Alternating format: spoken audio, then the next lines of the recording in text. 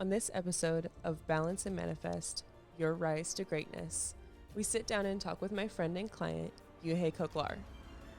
Euge opens up about her newfound fitness journey, from starting at square one and losing weight, to stepping into a gym for the first time. Euge shares her stories of overcoming fear and failure and discovering her new passion and potential. Enjoy the episode.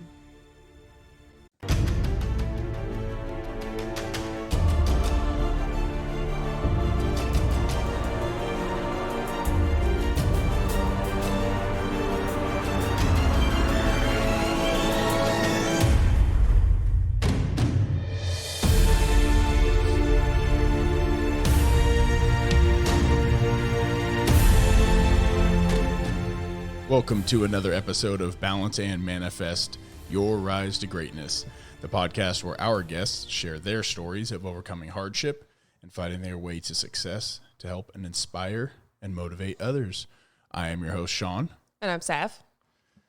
If you guys could do us a favor and go ahead and whatever your podcast platform is, if you could like this, listen, share, subscribe, whatever the platform calls for. And if you could be so kind to give us a rating. 5 stars would be great if you think we've earned it. It helps us climb in the rankings, helps get these stories out to more people. And as always, the show is presented by Nine Realms Athletics. We are on Facebook, Instagram, YouTube, and TikTok. Go to ninerealmsathletics.com, use promo code MANIFEST for a discount. And if you go on right now and use Manifest, you can have our dog that is walking in the background and making a bunch of noise. Always. You'll always hear our dogs in the background when you're listening to our show. We'll let you pick one of 3 of them. We have English bulldogs, and they're all very high maintenance and obnoxious. But in addition to Matilda that has joined us, we also have my client and friend, Euge Cochlar. Hello. It's me. Welcome. The Euge. I am so freaking excited.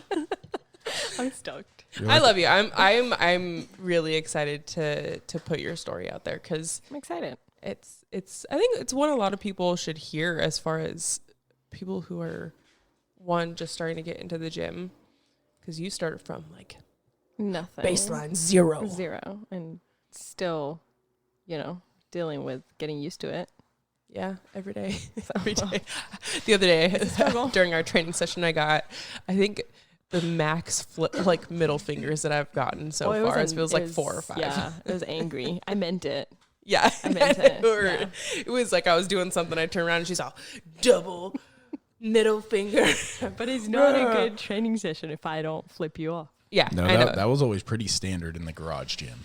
Yeah. That's where it all started. That's where my anger towards you developed. Manifested. Wait, so am I like a therapist for this session? Yes. Mediate, please. So since we're talking about where it started, what is your background with sports, athletics? I was always a busy little kid. Parents worked a lot, traveled. So I was in sports. I grew up playing field hockey mostly, swim, soccer, because I'm Argentinian, and if you don't play soccer, you get kicked out of the country. Now, is it soccer or football? Soccer. Because now I'm a football They say fan, soccer? so I can't. No, we say football. Oh, okay. I was gonna say. Yeah. But, I like football too, and I can't, soccer, football, football, and they're 2 separate sports. And I love them dearly. I have not seen somebody adopt the American way more than you. I freaking love this country. I'm so for it. I do. I don't know. I just I went full and I was like, America. Just gonna paint a picture for everyone This listening. woman, On her back, she has a huge tattoo of a bald eagle spitting fire and drinking whiskey. Facts. yeah, Flipping no, you it's off too. your desire to find a cowboy and have a ranch with little animals. I will never give up. Yeah. Never. It's amazing. One day I will have a house full of It's an odd cows. journey. Coming from Argentina. Yeah, from a city also. A big city in Argentina to like, I just want a ranch with cows that I will walk in my house. Yeah. And a garage gym. Hell yeah. So when did you come here from Argentina? Because I don't know this. No, I moved here permanently 2015. So like, hasn't even been 7 years I can't math. And what brought you here? 6 years. Okay. I got married. My now ex. Well, technically not. But Elaborate. In the process. we're still married. It's been 2 years. We are hopefully in January, if everything goes according to plan, we will be divorced. But only time will tell if there are no more quote unquote mistakes made on the paperwork. So I got married and I moved here, and it was an adjustment. I loved it. That's why I stayed after it. But it was quite an adjustment coming back from like a very busy life that I had over there to suddenly I was here and I did nothing for the first year because I couldn't work or anything. Well, and elaborate a little bit more on where you're coming from, the dynamic of your family. Is it and what I would say, quote unquote, normal to most mid-class American people? No. Argentinian royalty over here. It wasn't middle class or anything. So this is basically the story of coming to America. Yes. With Eddie Murphy. It's a whole movie. Yeah, I grew up very lucky, very fortunate. I have a lot of siblings. My parents got divorced, grew up mostly with my father and my stepmom. And they did very well for themselves. So I grew up with like, maids, and like there were different ones that would come in the weekends and help us. And we grew up with a lot of help, which is why we were able to do everything we did. So then suddenly I moved here and I had to learn to do my own laundry at 22. Yeah, like That's a big change. coming home from school and having your dad tell you go get dressed for dinner. Yeah, that was come home from school, shower, and get dressed for dinner, which is unheard of because what are pajamas? I didn't own a pair of pajamas. I didn't need them. Just had a pair of sweats that I used to sleep, and that was it. But it was literally just to sleep, not to walk around the house or anything. It was jeans is a casual Sunday. Yeah, that's cray. So then you come to America, and it's is it completely different, or because you said you grew up you were in a big city, so is it westernized over there? Yeah, pretty much. It's we also traveled a lot, so it wasn't anything we hadn't seen before. It's different experience as a place you live in than a place you're just traveling and visiting. It wasn't so much a culture shock, something I'd never seen before, but it was weird being now the person living that life in America. It's very different. And then I was alone. I didn't have my parents or my my nanny that had been with me since I was like 6.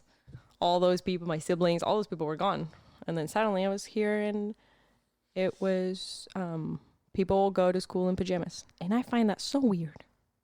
Yeah, that was one first. What was your first reaction? I went to the grocery store, and there was a girl in like little PJs and like an oversized sweatshirt, which I will do now, but 6 years ago I was no, who let you in here?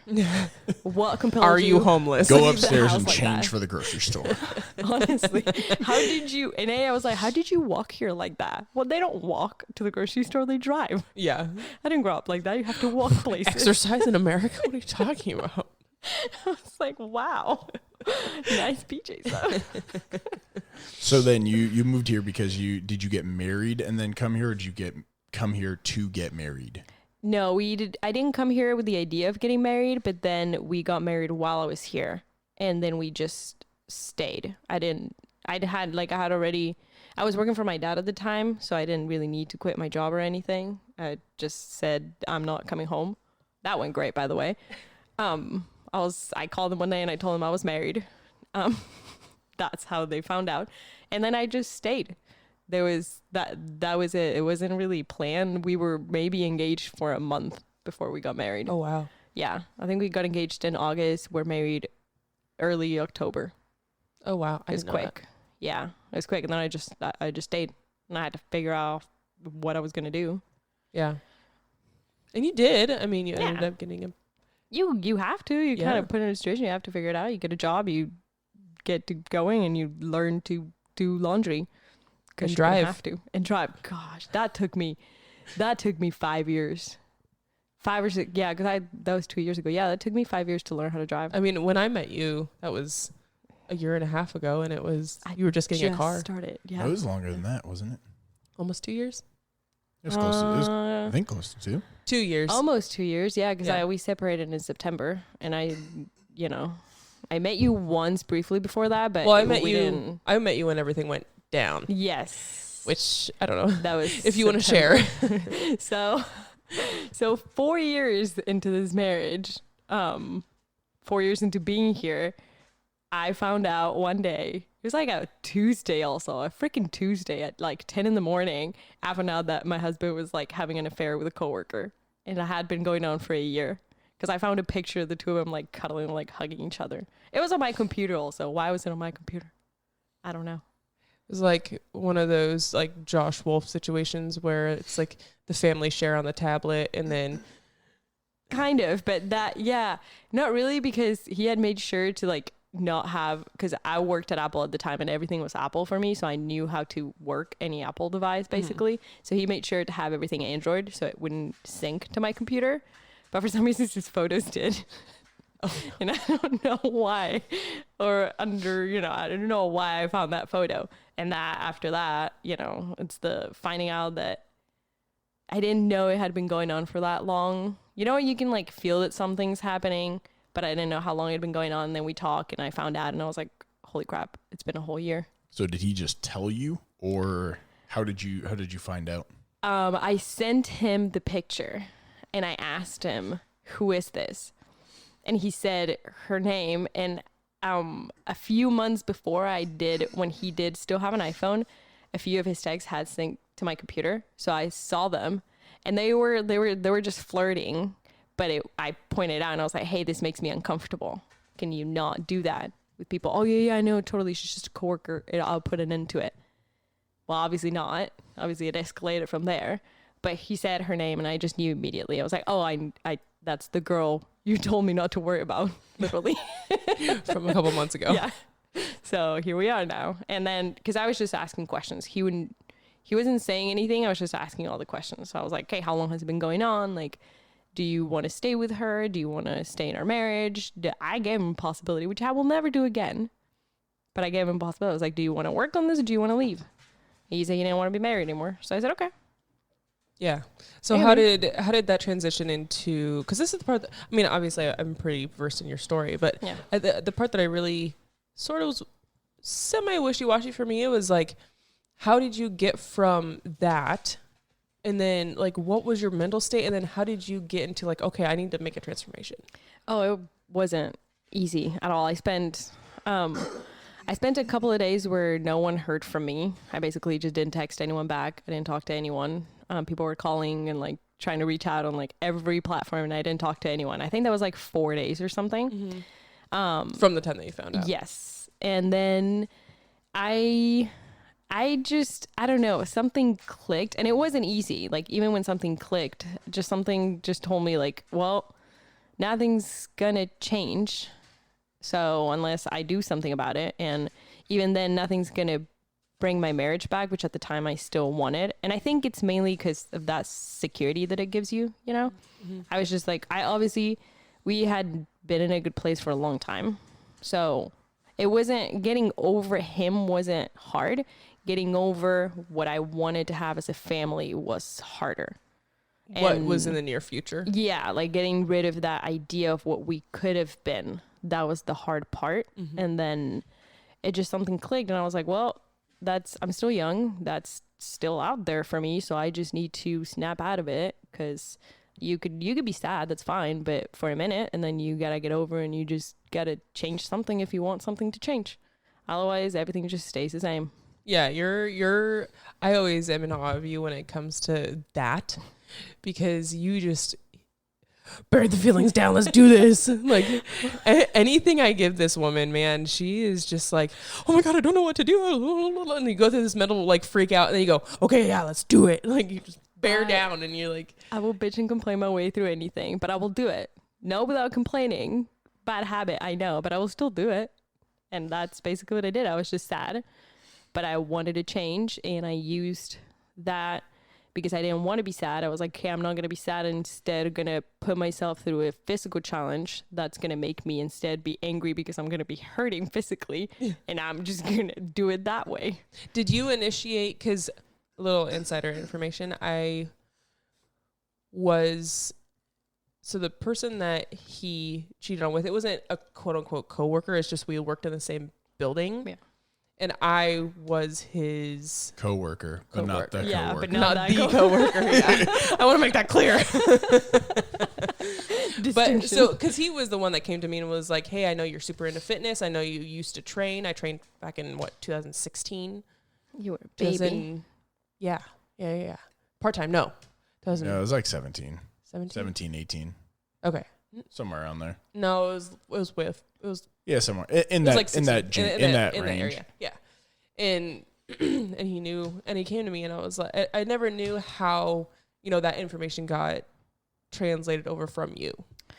I think because he asked me to train you. Yeah, no, I never really asked him to like talk to you or anything, but I think, part of like his guilt was like him trying to like, help me with what I wanted. And I remember like, because we were civil for the most part through the whole process, and we had to stay living together for a year because we had just renewed a lease. Mm-hmm. So, that was also why, we still spend time together, and he saw me trying to, get better and get in shape, and he had mentioned you a while ago. So I was like, yeah, I would be interested in that. And I think he reached out out of like just him trying to be nice and, guilt. But it worked out because I was like, sure. I was like, I'll do it. I'll meet with her. And we met one morning. I remember that. Yeah. It was like one Sunday morning or something like that. Acre Coffee. Yeah, Acre. God, I remember. Montgomery Village. I mean, I just remember walking in and being really, really excited. Like I hadn't done it. I hadn't trained for a really long time. And I was like, oh my gosh, she's going through so much right now. Like, okay, how do I want to approach this? There's a lot. You were so good though, because you kept checking in on me like, how you doing? Are you okay? Because I was like, if no, I would just keep going. Like if no one asks me, usually I don't say anything. I'll just be like, it's fine. But you kept checking in on me. Yeah, that was really sweet. Always. Well, and a lot of trainers, if you're just getting into training, it's a very personal job. I mean, you don't, it's not just the training. You have to know where the person is mentally, spiritually, and physically in order to actually reach your goals. Because if there's a block in the road, like you could be doing everything right, but then one thing is off mentally, and it's like, okay, what is up? Oh, we saw it happen with me a lot. Yeah. A lot. So what was going through your head the first time? Because you'd never been in a gym, correct? No. So when first time you trained was in our garage gym. So you walked in, and what was going through your head that first time? It's weird. The gym was always like a very intimidating place for me, mainly because, I feel like everyone's looking at me. I know no one is because I'm not that important, but it feels like everyone's looking at you, make a fool out of yourself. So when I walked in here and it was just her standing there in the gym, and it just looked pretty straightforward, and I knew I was going to have someone guiding me, it felt good. Like it felt like something I was going to like and I would want to keep doing. That's probably why, I'm still training with you now. It's how it felt, because it felt very like you were like, we're just going to do it and we're going to see where we are and then we're going to go from there. It wasn't intimidating at all, which is good, because if it had been even a little bit intimidating, I probably wouldn't have come back. Yeah. At all, because it still is an intimidating place for me, the gym. Yeah. Well, I mean, we've been working on that for a long time. Gosh. Because we've gone from home gym to programming online for a little bit and trying to get you in the gym with yourself. I was super proud of you the first time you did that. And then now we're back in the gym again. Yeah. And the thing is like, what was the difference between, because you had gone to the gym like a couple times with him. Yeah, but I only ever did like a treadmill.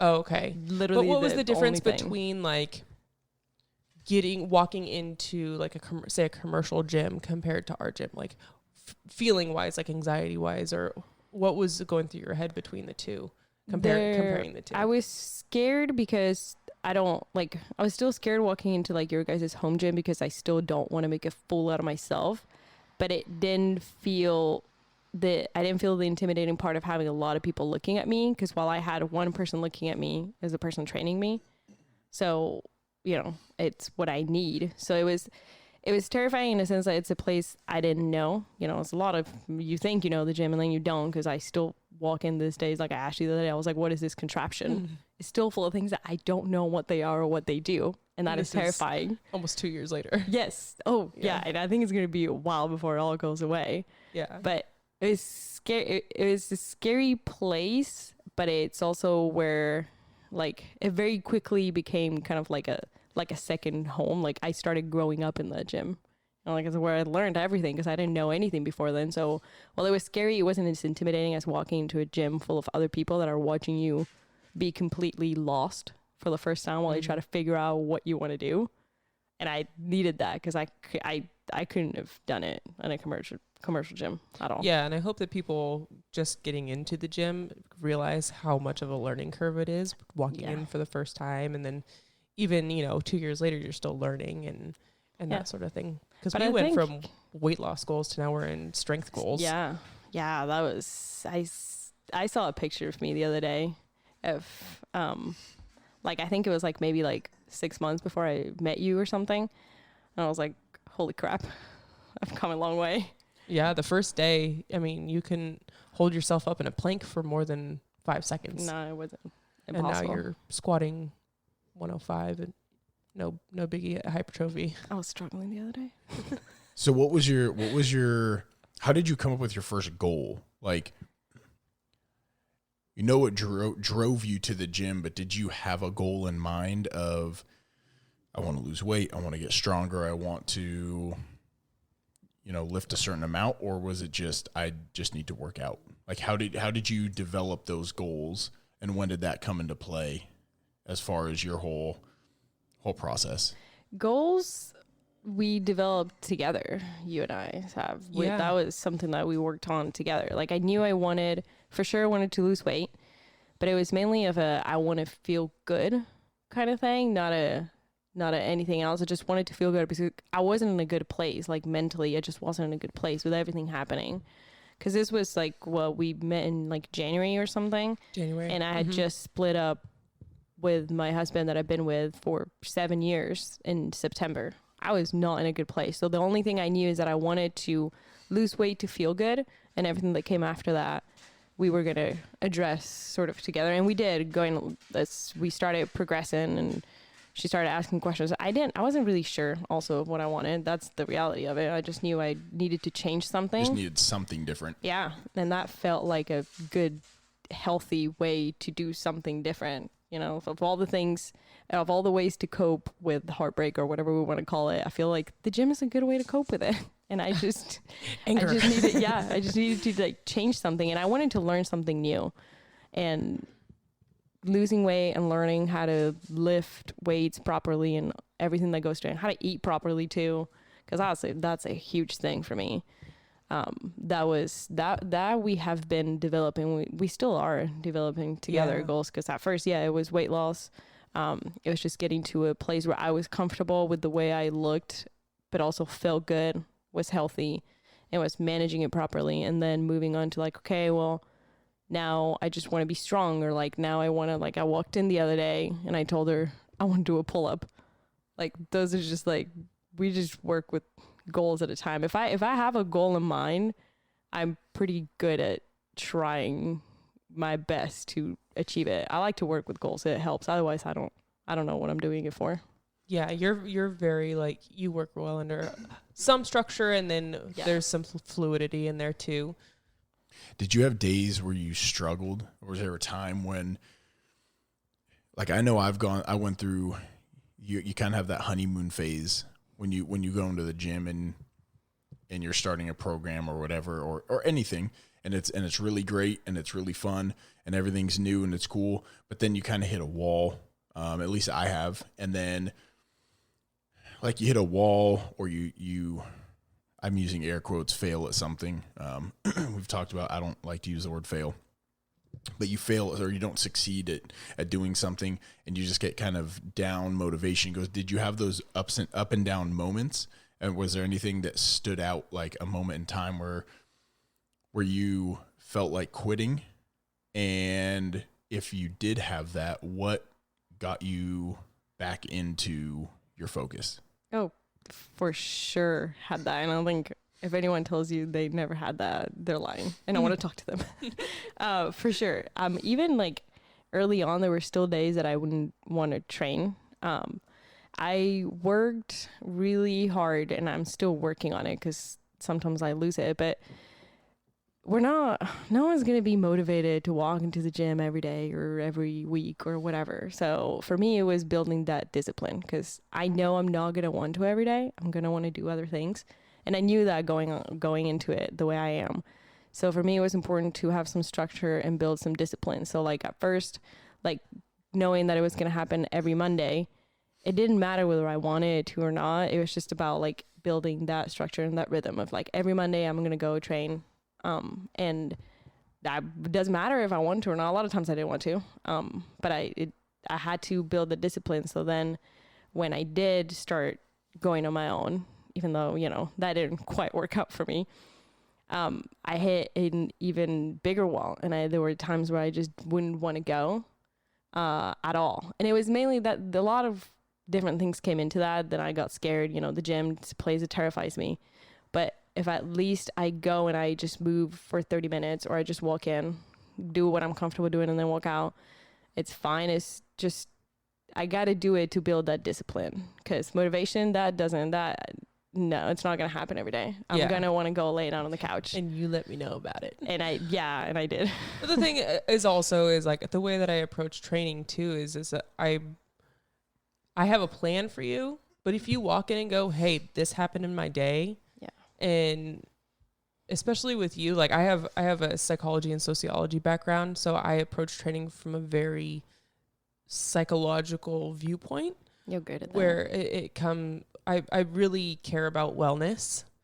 And there were days where, especially going through just knowing that your husband just cheated on you, like there were days where you came in and you were like, your trigger. The trigger conversation of what happened today was, hey, did you eat? Oh, no. Yeah. Okay, you're stressed. What happened? This woman, man, as soon as stress hits her, that is my biggest zero thing. Food. There's no food, nothing. That was, and I'm still learning how to eat, but that comes from a background of just like growing up, food being kind of like a bad thing. So it's like, so then you grow up and you don't know how to eat when you're an adult. And then I get stressed. So I just don't eat because I don't know why I'm not hungry. But then when I have to eat, I don't know how to eat. So then I'm like, oh, I don't know how to eat. I'm just not going to eat. Food has been the hardest part. It's been harder than just like learning how to lift. It's been learning how to eat. And the thing is too, with you is we talked about this the other day where you have this determination and drive. That's not something that's teachable. Stubborn. I can motivate, I can inspire, I can give everybody the tools, but if you don't use those tools, then it's really hard for me to do my job. But you have like, okay, I'm going to go through this, little psychological freak out, and then I'm going to do it. And it's, I can give you things and you're going to cuss at me and flip me off, but you do it. But the thing is with you is anything I put in your face, you're like, okay. And then your body does some weird thing. I was like, where does that come from? Brain and body. They're two separate entities. I was telling Sean that today. My brain and my body are just not connected. What was your first milestone with your training? Like anyone who like, for say like lifters, air quotes, power lifters, whatever, you have those like weight, hitting 315 on the bench for the first time is a huge thing. Getting, I'm just throwing out examples, like 500-pound deadlift is a big thing. Like these things are, and it's not about the weight, right? But it's about milestones.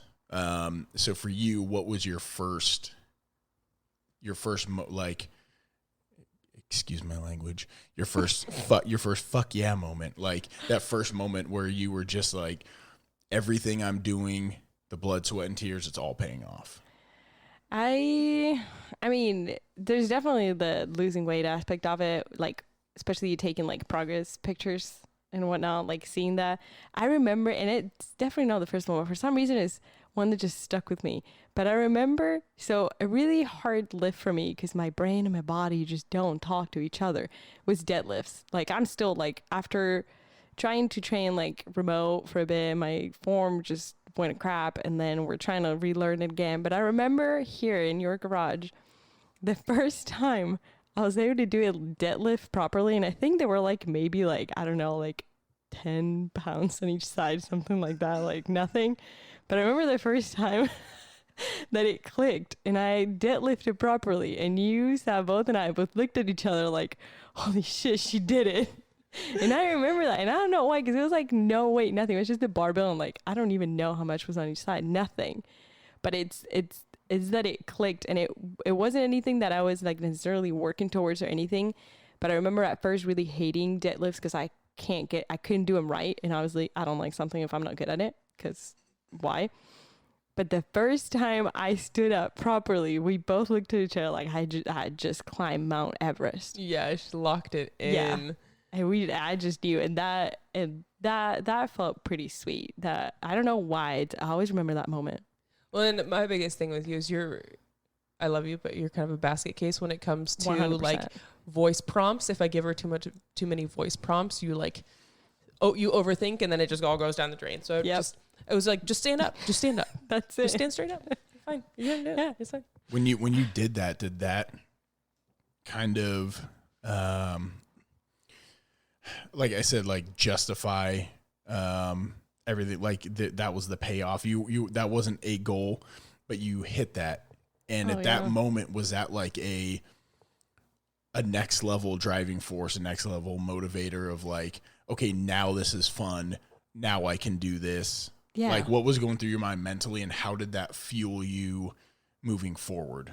Yeah, no, I felt it, even though it wasn't anything like too special for like probably like most people that go to the gym. To me, it felt like I could start to see why I was going through everything that I was going, why things were so hard sometimes, because it just clicked, and I was like, okay, this is what it feels like. I felt invincible at the time. Like I was like unstoppable. I was like, oh, like give me more. Like throw like 3 plates on each side. I could do it. No, I can't, but I felt like I could, and it was just like a millisecond of just like such a successful moment for me that I felt like I could do anything. And you know what? I have my milestones too with you. Like, I remember the first time. It was just like, it was like an accessory day. It was arms and calves and core.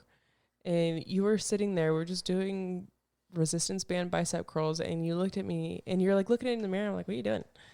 And you looked at me, and you're all, this is the first time in my life that I've loved the way that my arms look. I remember that. And I'm going to get emotional right now, because this is why I do this. This is why I love doing this. Is it truly like, it slapped me in the face. Yeah. I was just like, that is a huge, especially just like, as a woman, we beat ourselves down. Oh, yeah. You know, and to be able to do that for you was just like, filled my soul, because, you know, it's funny because I loved my job before, but I've never said it, and I want to thank you, because just based off of your story, it's kind of unknowingly led me back into training. And but when I trained before, I mean, we'll get into it when I tell my story, but I have a crippling fear of failure, which is horrible. But the first time I trained, I burnt myself at both ends and burnt myself out, and I was doing so many things. And now that I'm coming full circle back into training, I know this is what I'm going to be doing for the rest of my life. Like, you should. I'm freaking good very thankful for you as a client because I told it's you just been a pleasure. It gets really easier has. from here because I am a shit show. So for everyone listening, and for you, would it we've lifted together, right? Yeah. a few times, Yeah, but, it's or been a you've few been times. there. And I'm not patting myself on the back, but I can move weight, Yeah. right? A lot. Would it surprise you to know that I had that same feeling the first time I deadlifted?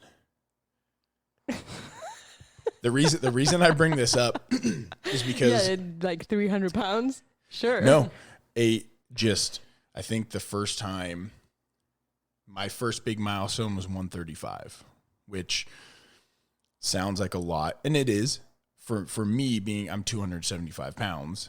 That's not a lot of weight, but learning the process and doing it. The reason I bring it up is because you said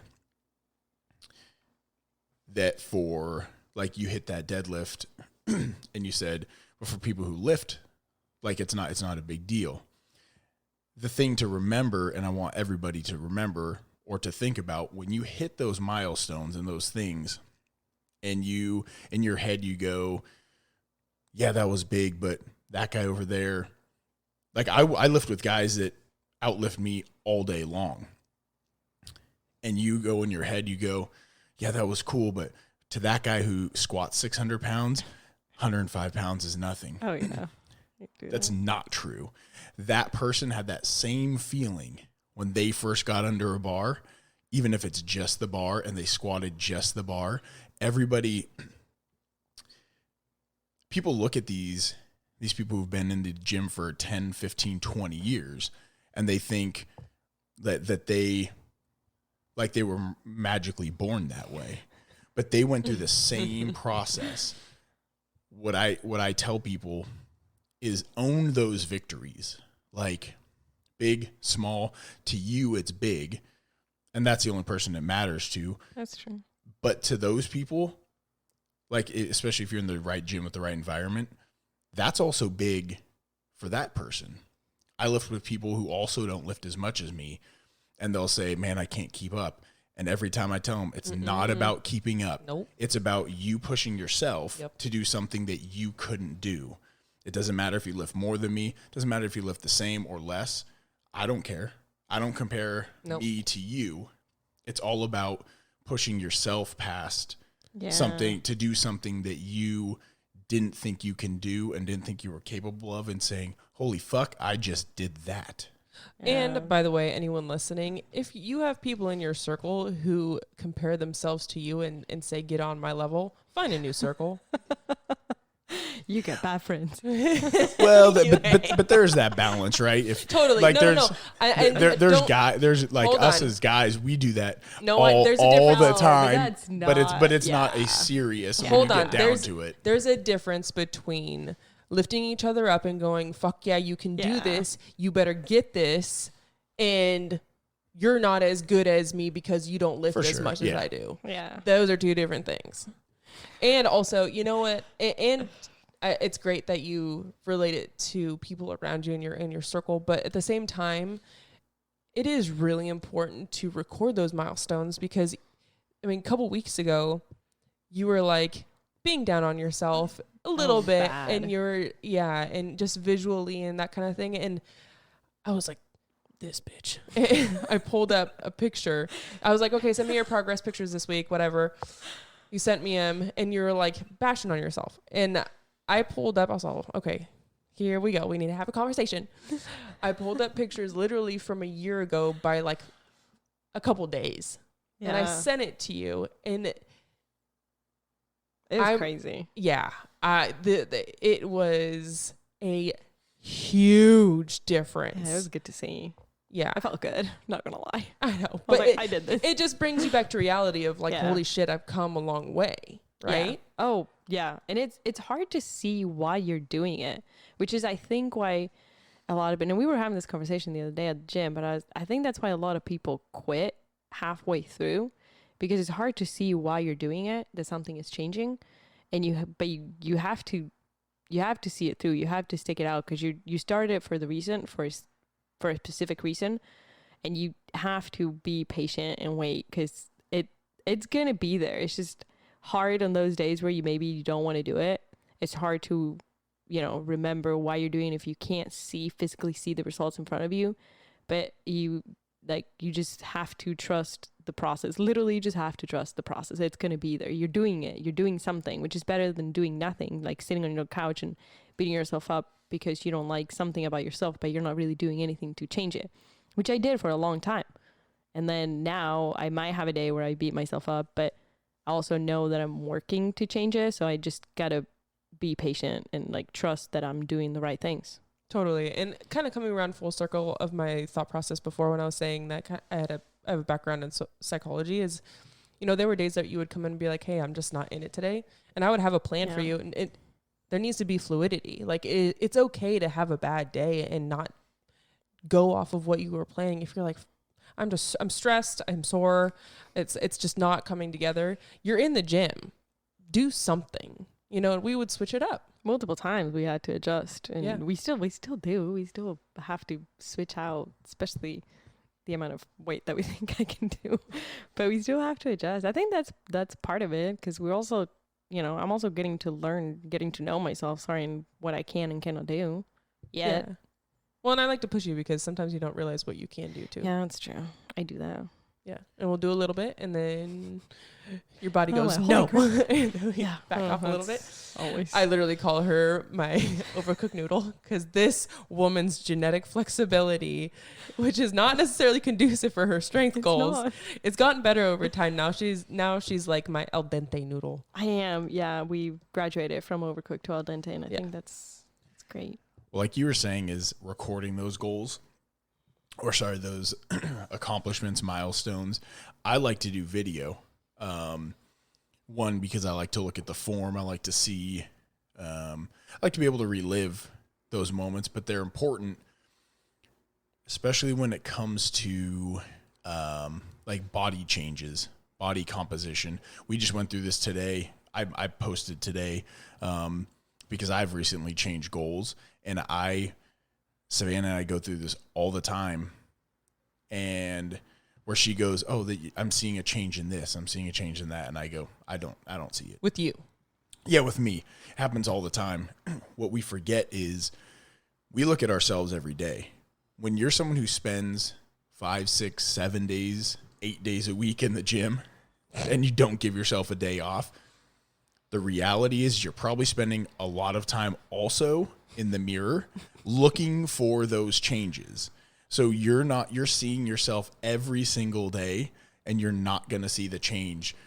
And what we do is, when someone comes up and a loved one or a friend goes, hey, like, have you lost weight? Like, we automatically go, oh, this motherfucker's just teasing me. Like, they're just saying this to be nice. But most of the time it's people who are legitimately, they don't see you every day. They see the change. So like, I challenge people to take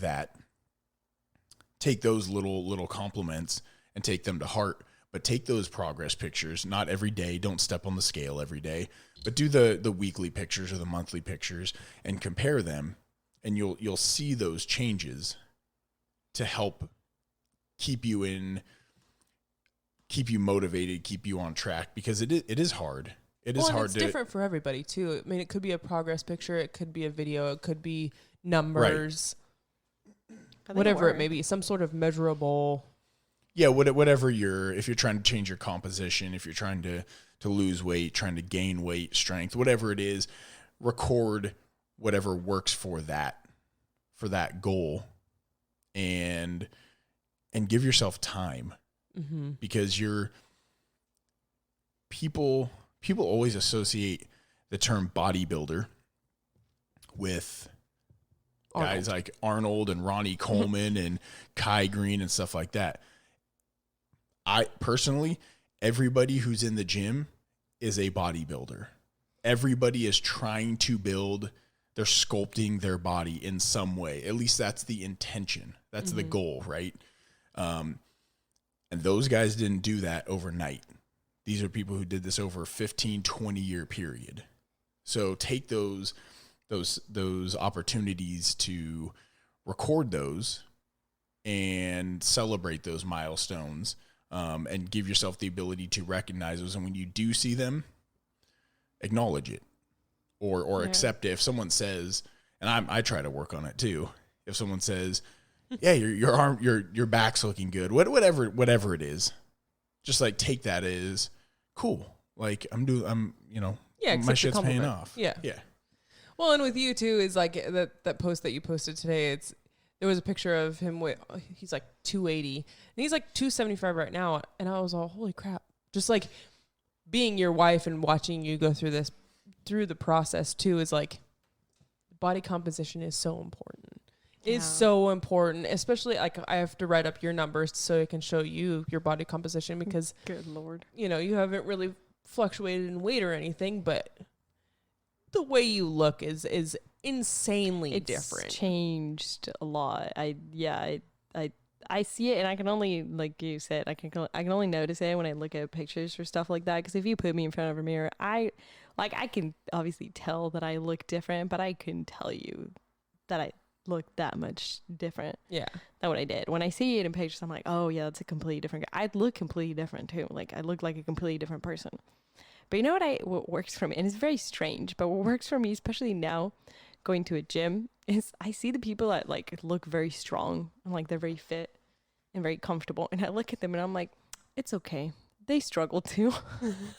And I don't know why that helps me, because I'm like, they look the way they look because they worked for it, but they have the same bad days that I have, and they had the same bad days getting to where they are that I'm having now. Like they've gone through this. I look at them, I'm like, it's okay, they have bad days too. Yeah.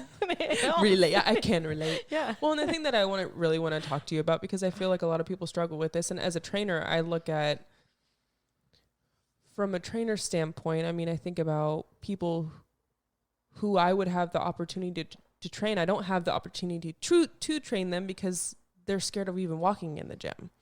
So I really kind of want to walk through that process and how you overcome that. Oof. Especially when we were programming and we weren't training in person. Yeah, that was hard. So there's obviously the classic thing I'm comfortable with the gym, which is a treadmill. I love to run. I enjoy running. I know it's weird. That's your stressor. That's our compromise in our training programming, because this woman will run 10 miles and we're in a strength goal block right now. And she's all, hey, I just ran 10 miles. I'm like, okay, are you stressed? It wasn't planned. I just said I'm going to run until the sun goes down. It's a compromise because it helps her mentals. Yeah.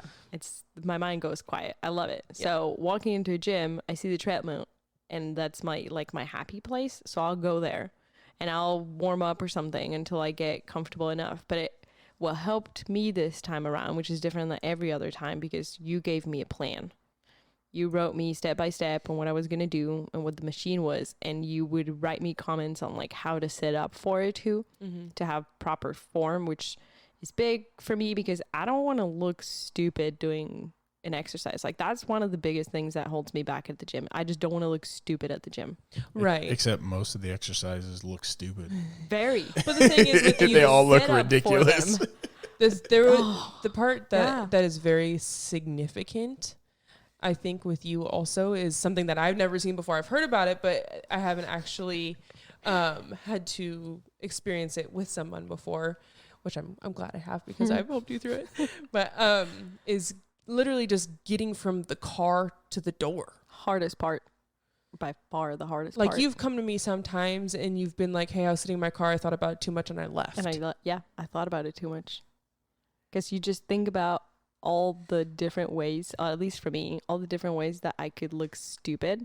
And I'm like, ooh, not today. I'm not going to look stupid today. And I just walk away and I'll go run outside. But some days, and for me, it helps being angry. Some days if I was really angry, I would just walk in and I didn't care. Mm-hmm. Like there was a morning, and then it helped going in the mornings. But there was a morning that I walked in there and there was like an entire football team working out at 4 a.m, which is ridiculous. Another milestone for me. With you. It was so early and I was so angry that I was up so early and the gym was packed that I was just like, it's like chest day for everyone, also for me and them. So I just walked in there because I was like, excuse me, I'm here to lift my 10 pounds. Move aside. And I didn't care, but it was so unpredictable when I would care and when I wouldn't care, that having it written down for me, having a plan written out, is really what did it for me. But when you weren't raging and you were sitting in your car, what was that breaking point of, like, if it's just a normal day, what's that breaking point going from anxiety, I'm going to feel stupid, I'm going to look stupid, feel stupid, what's going on? And then boom, like just walking in. Like, what is that switching point? You're going to feel worse about yourself if you don't do anything. Because you're just going to go home and then you're going to be disappointed about it until the next time you walk into the gym. But if you do it now and you go, you might feel stupid for a second while you do one exercise. Maybe someone corrects you, maybe they don't. And then you're good. You go home and you feel great. I like That's it. I was going to ask if you had to give advice to anybody who is in that same position, what would you tell them? Like if they're sitting in their car and they're doing that battle and they're like, fuck, it's busy. I don't want to, there's too many people here. I'm not comfortable with what I'm doing, whatever.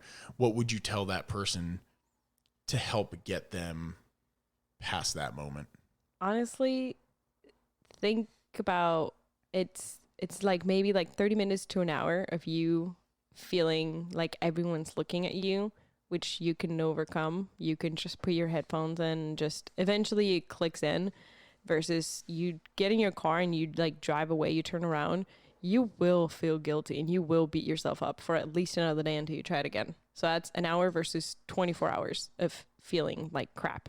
Because then after an hour of feeling like everyone's looking at you, chances are you won't feel like that for the whole hour. I never did for the whole time I was there.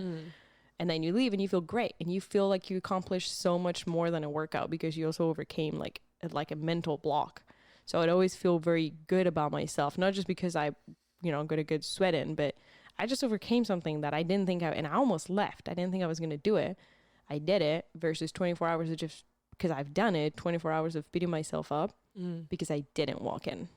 That one sucks. Well, that's also one thing I think people don't think about. And the reality, I think I said this to you last week when you were here, or 2 weeks ago when you were here, and you're talking about people looking at you at the gym, and people are going to look at you at the gym. But the reality is, and I do it all the time, I see people in the gym and I take mental notes, and the vast majority of the time it's that person busts their ass. That person's in here at 5:30 in the morning every single day and they're working. So someone might be looking at you, or there might be people who notice you or look at you, but sometimes you look at those people and find motivation from those people who are working hard. I have that competitive mindset where I don't like to be outworked. And if I see a bunch of people who are working hard and I'm being lazy, that helps push me to work harder. And that's how my mind functions. But I see people who are in there every single day and they're tired and they're hurt and they drag themselves in. And after a while you see the same people and I take note of it and I'm like, that person's putting in time. They're putting in the effort. So you might think that people are going to look at you, and they do. And there are going to be some people who judge you. That's the shitty part. But there's also people, and most of the people, I would venture to say, at the gym are going to look at people in there and go, at least they're here trying. Like they're putting in the effort. We've all had those shitty days, and they made it through the door, and they're here. People, we're just in a space here where people don't say that to anybody. Yeah. It's weird if someone just comes up to you and is like, hey, you know what? I see you here all the time. You do a really good job.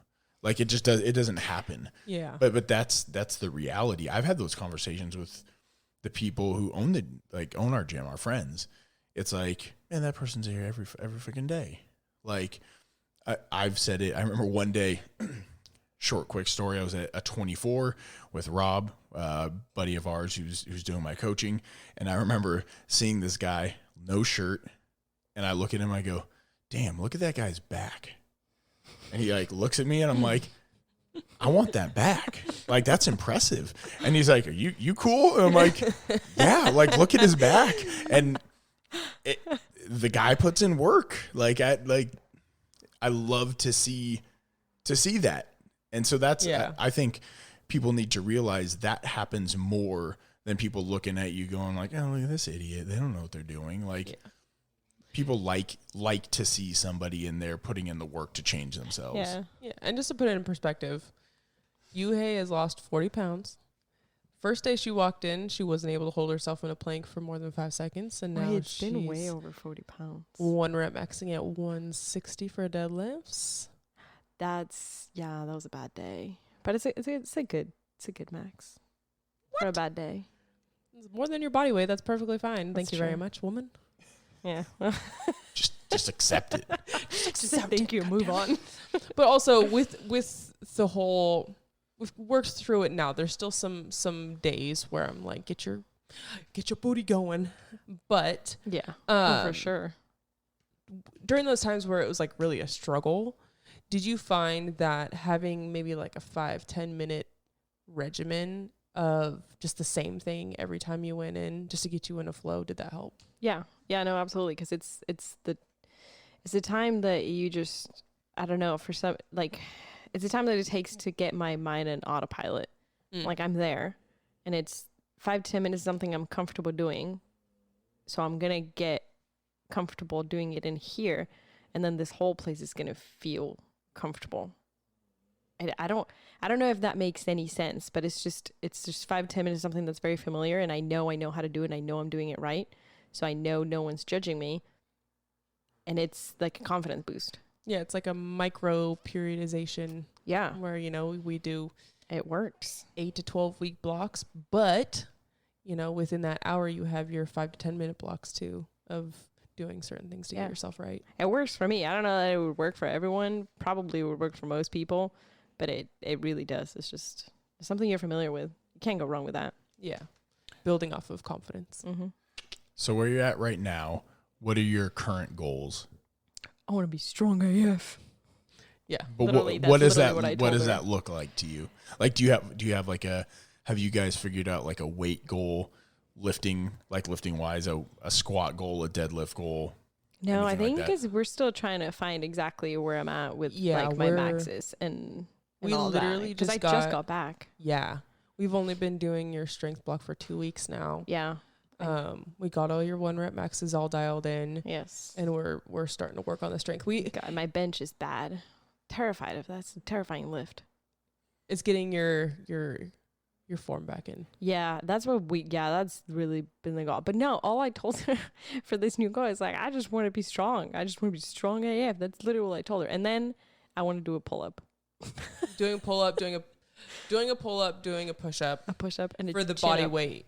And then for the big 3, we still have to. We got a long way to go. Yeah, we're not quite there yet. No. But at least it's fun. Yeah. I like doing it. Yeah,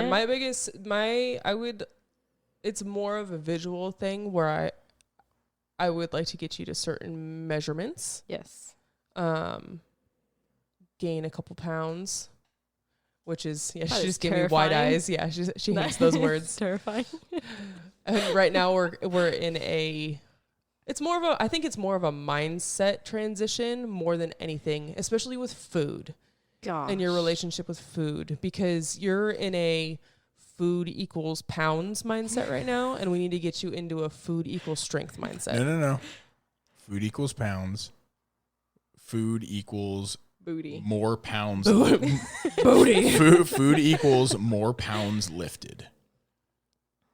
AKA food equals strength. muscle, which equals I can lift more pounds. So food equals more pounds. Do you want a trainer? You see how this math works? I know my client, okay? He's on the spectrum, so he has to break it down.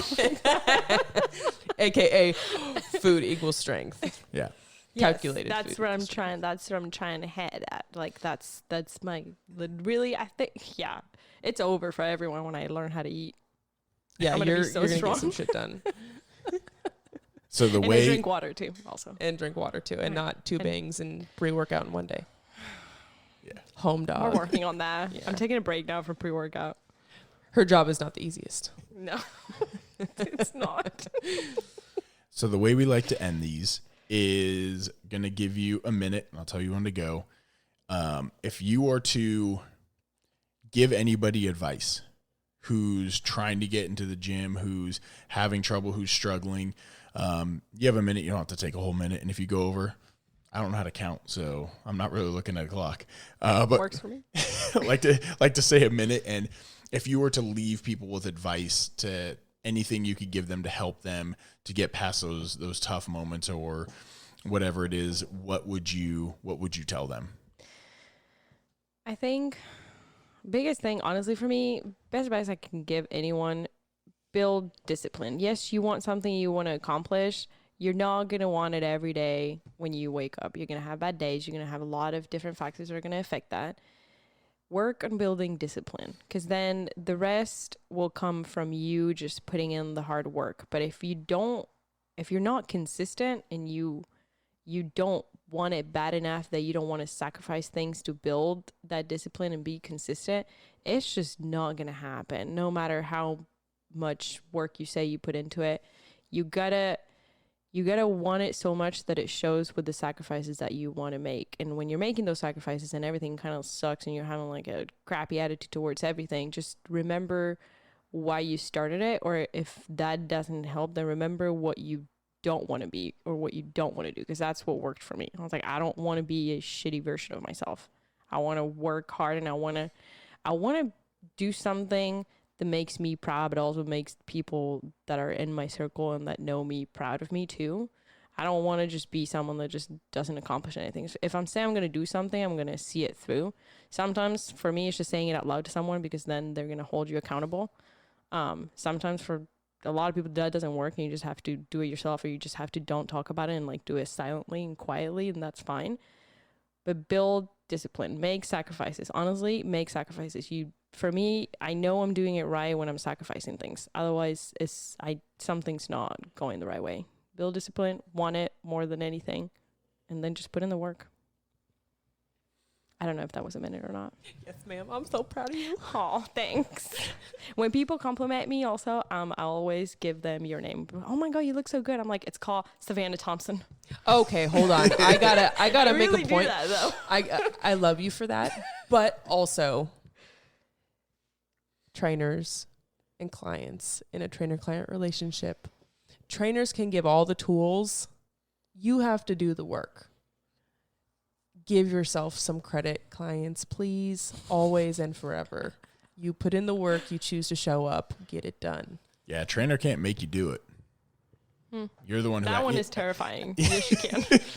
I mean, it can make you do it, but... Hey, at the end of the day, you're the one sweating. You're the one lifting the weight. Yeah, they're cheering you on. They're giving you the sets and reps and laying it out for you, but you're the one doing the work. That's true. So... Yes, ma'am. All right, guys. I Well, love you. don't forget you. to subscribe to this podcast. Again, subscribe, like, listen, share, so we can get these stories out. Would like to thank our sponsor, Nine Realms Athletics. Go to ninerealmsathletics.com. Use promo code MANIFEST for a little discount on your orders. And as always, we are open to suggestions. So if you have a story that you think could help other people, if you know somebody who has a story that could help somebody, let us know. Send us a message, email, DM, text message. Give us a suggestion. More than happy to talk to them and get that story out there. So, well, thank you guys. That was fun. Thank you, Euge. Thank you, guys. I love you. It was so fun. All right, guys, and we will catch you on the next episode. Peace.